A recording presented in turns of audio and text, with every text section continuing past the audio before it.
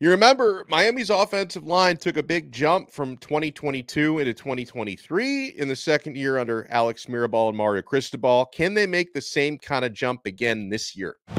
You are Locked On Canes, your daily podcast on the Miami Hurricanes, part of the Locked On Podcast Network, your team every day.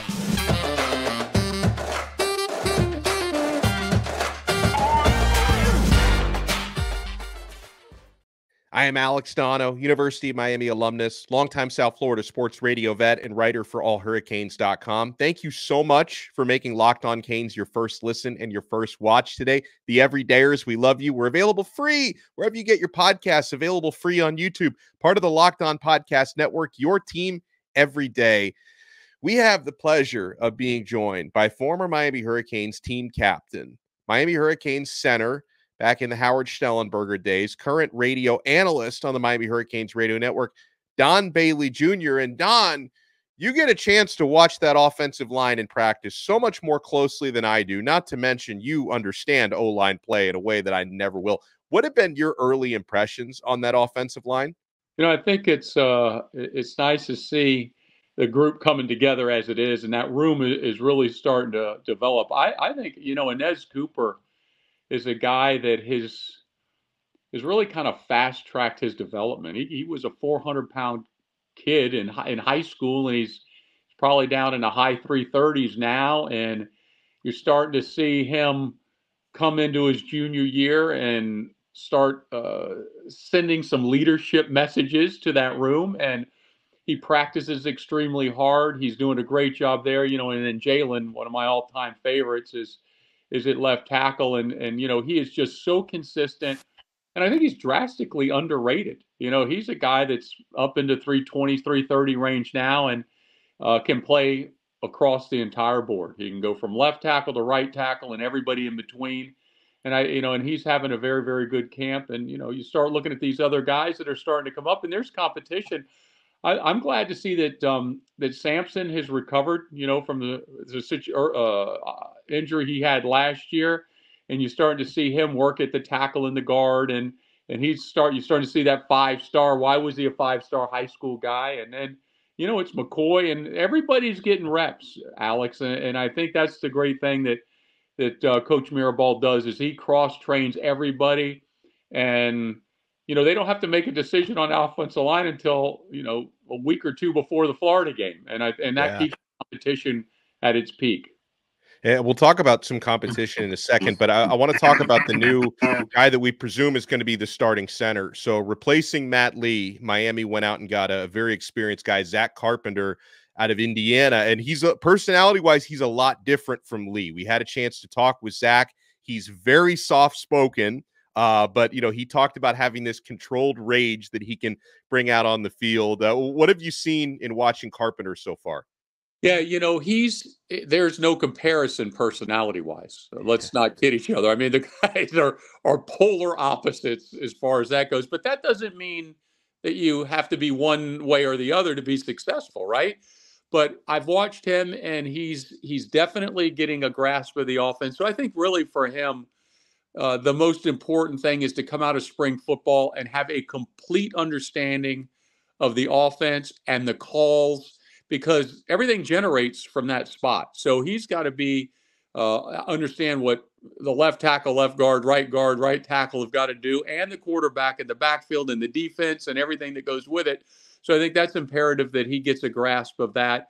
I see a guy that, let's look at the bloodline of it. He was a recruit for Michigan. And if he would have stayed at Michigan, he'd have won a national championship last year. I mean, that would have been his 5th year. And, he transferred to Indiana after 1 year. The thing that I like about him when I found out that he was coming to Miami early on is the fact that he was, I think he injured his right hand and learned how to snap with his left. And that's, I mean, you think about that for a minute. I'm a guy that played that center position. I don't want to say I couldn't have done it, but it probably wouldn't have come to my, anything to get on the field is what that shows me. And so that tells me that he's a committed guy, that he wants to be on the field, that he's versatile and doing whatever he's got to do to get on the field. But I think we're going to be okay at that spot. I think it's important that he got here for spring football just to get a grasp of the offense. And also remember, you got a new quarterback room. That room is drastically changed. So he's got to get on the same page with those guys too and make sure he gets his call. But the impression I have is that he's going to be physical enough and that he is certainly has got the IQ to handle that position in that role. So nothing is set in stone yet, but we have a pretty good idea who might be the starters at 4 out of the 5 spots on the O-line. Carpenter, more than likely at center. You mentioned Inez Cooper, more than likely starts again at right guard. CeCe Maui Noah is dealing with an offseason issue, but he'll more than likely be the starting right tackle. Jalen Rivers, more than likely starting left tackle. What about left guard, Don? Do you see that as an open competition? And what are going to be the keys for the combatants, whoever is going to win that spot? Yeah, I see it as wide open. And we're not going to have a decision by the spring game, and we're not going to have a decision at the end of the first week of the fall or the second week of the fall. I think that decision will be made 2 weeks or 10 days before the Florida game, and it may not be announced until the week of, because that's the right way to do it in my mind. You keep the position competition alive every single snap. But you've got a lot of guys that can play that spot, or someone can play another position, that there'll be some shifting around. Ultimately, Coach Cristobal and Coach Mirabal both believe that it's the best 5. So where those best 5 end up, we don't know, but it will be the best 5. But I would agree with you that left guard spot, as we look at it today, is the one that's the most wide open. You mentioned a new quarterback room, essentially, for Miami. I want to start with the guy who's at the top, and that's Cam Ward. Your early impressions, Don. What do you see out of Ward that can make him a special football player? Almost everything he does. I'm a big believer that room, those guys don't have to be the team captain, and those guys don't have to be the rah-rah guy all the time. It helps. But that room has got to create belief through the entire team. I was very fortunate through my college career and my NFL career to be around some big name quarterbacks. And actually I saw Kenny Dorsey last week. He spoke at Miami, and there's each of those guys that are special have some kind of it factor. They may not have a great arm, but they might have a great mind, and they all can generate excitement and trust and belief through the whole team. And when that defense walked out, when I was at the Miami and Jim Kelly was the quarterback, that defense knew that Jim Kelly can win a football game. That everybody on offense knew, and the staff knew, and the fans knew.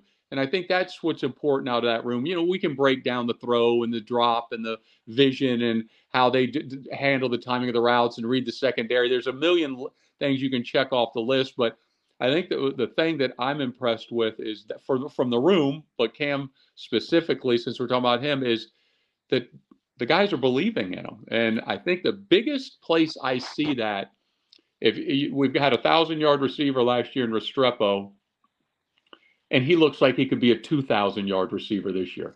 I mean, I'm exaggerating a little bit, but it has lifted his game. And the quarterback last year was his best friend. And you've got a new face and a new guy, but he has taken his game to a completely different level. And I see that happening specifically on that side of the football. Where you're going to see more of different positions that will be helping this offense than you saw last year. And the other experienced members of the room, and I'm not discounting Judd Anderson. I think he's going to be one for the future. But in terms of the guys who have started games, I mean, Jacurri Brown continues to develop. Reese Poffenbarger, I've been impressed with what I've seen from him so far, Don. And I've always been impressed with Emory Williams, and especially how quickly he recovered from that injury. So how do you handicap the rest of that room, Don? And can these guys all push each other and make each other better? That's the goal.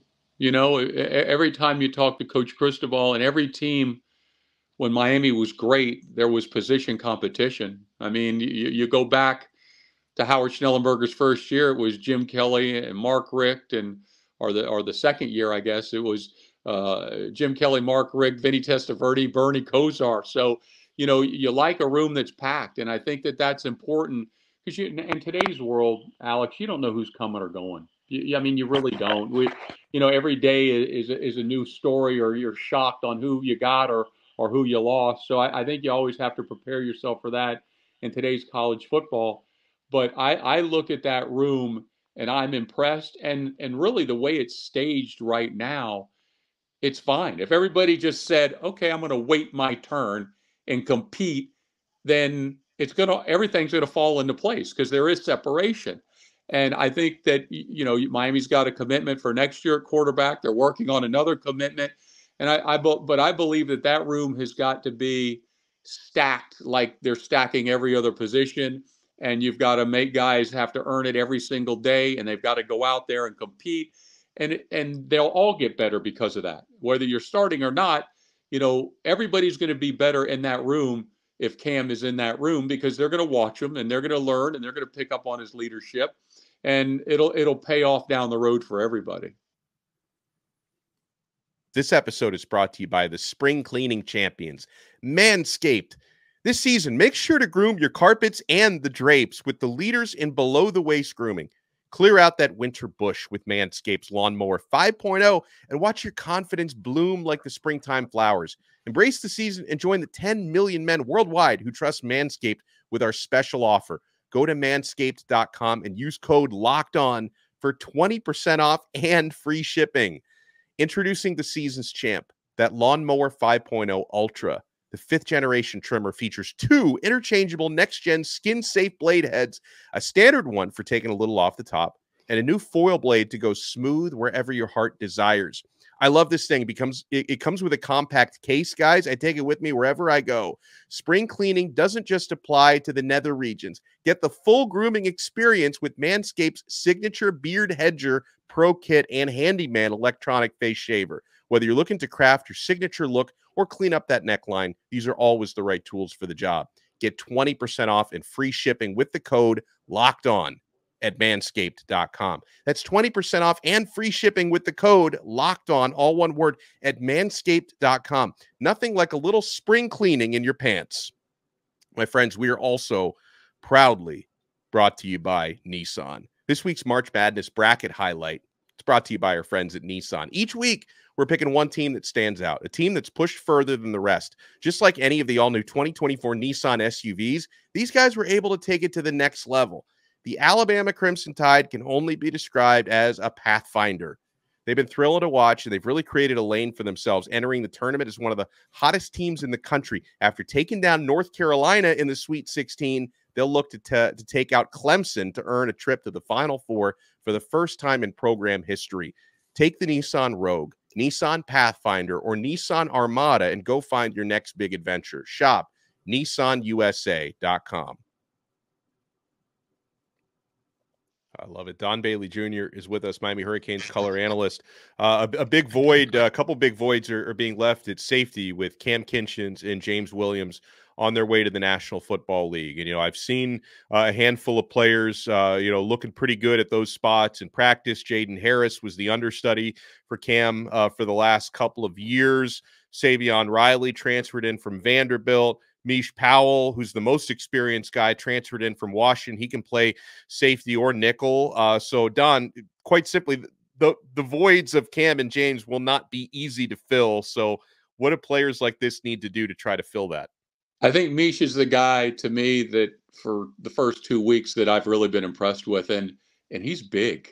I mean, that guy came in with some size. I mean, he's not – he's whatever he's listed at is probably what he is, and that's not always the case on a roster. But he's big, and what I like is every day, because he's either he might be nickel, it might be a safety. I don't know what exactly where he's gonna end up, but he will end up on that football field. You can be sure of that. But he's taken reps constantly against Restrepo. So that is a daily challenge where both of those guys are getting better. Both of those guys are getting challenged. And Powell, to me, is going to be a guy that is going to be a big part of this team. And when you go to the transfer portal, you think you hit the lotto, and I agree. on the offensive side with the quarterback, you may have hit the same lottery ticket on the defensive side with him, because he is certainly, at least through camp, he matches up well and he's smart, and they need help at that position. That whole secondary was depleted with graduation or going early to the National Football League. So there's some question marks there, and he's going to Powell brings some experience, a ton of experience, big game experience, national championship game experience, and you see that on the field. I know you see it too, because you guys stand a lot where they go one-on-ones with the receivers, and he stands out. And in the cornerback room, DBJ, there's a lot of youth there, but then you've also got uber experienced Daryl Porter Jr., who I've been impressed with him so far this offseason, the way he's carried himself and the way he practiced. What do you think about that room, not only with Daryl Porter, but with younger guys like Emory Brown and Robert Stafford? Who you think can step up there? I think Porter's right on schedule, right? Came in and, first year didn't produce as much as he did last year. And now I start seeing, where he's at in his career and what he's learned and his experience, and he's taking control of the situation. So I think he's absolutely going to be in the mix. And then Brown, is a guy that's big and strong, and it's going to be impossible not to have him as a part of it. And I just think that that room has got to continue to develop, because you count on a lot of those guys on special teams, and they've got to be able to, those numbers have got to be right. They've got to understand communication wise what's going on with that. And thank goodness that Coach Guidry's here. Again, you didn't have to change coordinators, and he brought in a guy that is very, very familiar with his terminology to teach that position. So now he doesn't have to teach somebody new. So I think it'll wash out fine, because they've done a good job recruiting. But let's be honest, that back four, both the corners and both the safeties, and there's going to be a lot of inexperience back there. So they've really got to make sure over the next 6 months before we kick it off against the Gator, that those guys really work hard at understanding the terminology and their drops. But they are getting great looks from Miami's offense. And I think that's important too, because every day those receivers are getting better, and the quarterback room is gotten greatly improved. And you look at how what they're having to go against, and that's what you want. That iron sharpens iron statement is no truer with the receivers, the quarterback versus the secondary. It's well said, as always. And Don, you had a birthday earlier. I guess it was last weekend. So happy belated to you, my friend. And I hope you got to celebrate with all your favorite people. I did. That was my wish, was to get around some of my favorite people, and my wife put that together, and it worked out perfect. And thank you very much. I'm glad to be here for another birthday. I love it. DBJ, Don Bailey Jr., former Miami Hurricanes team captain. He's color analyst on the Miami Hurricanes radio network. He and Joe Zagacki call the games. DBJ, thank you so much, and enjoy your weekend coming up. All right, Alex, anytime. And I want to say something to you. You do a phenomenal job, and I appreciate it. True professional. All right, man. I try. I appreciate everyone. Great job. Yeah. Great job. I love it. DBJ, he lies right to my face, but he is the man, the myth, the legend. We will talk to everyone again next time on another episode of Locked On Canes. We are part of the awesome Locked On Podcast Network, your team every day.